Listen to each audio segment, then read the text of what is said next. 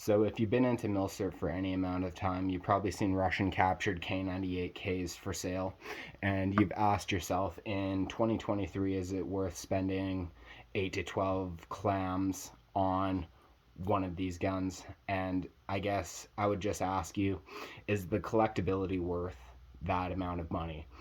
I think for a shooter standpoint, these things are not worth the money because you can get an M48 or a Turkish Mauser for significantly cheaper, and maybe not the Turkish Mausers, but you can get the M48s, and they're generally in very very good condition.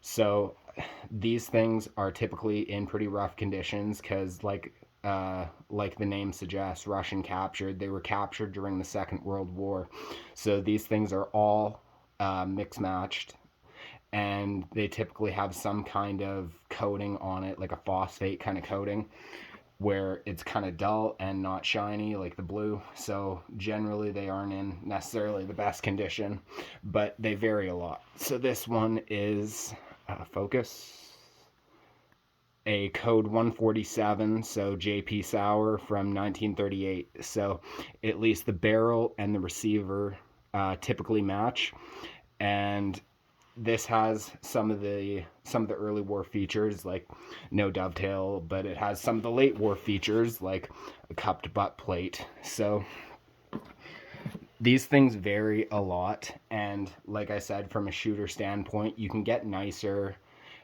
guns for cheaper in 8 millimeter, but for a collector standpoint, you know for sure that this at the very least was involved in the Second World War.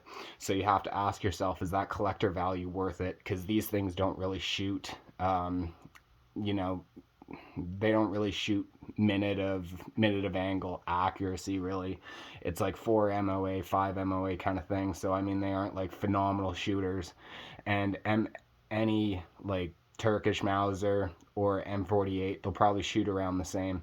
Why pay that much more? And it, like I said, is just for the collectability of it. You know for sure that this thing was involved in the Second World War, whether it be, picked up after a battle with the Russians, or, from a captured factory. And I just think that's very cool.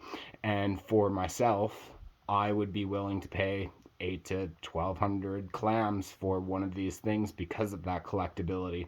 So it's all a question of what you are willing to pay for collector value. Other than that, that's just my quick synopsis of, are Russian captures worth it in 2023? Thanks for watching.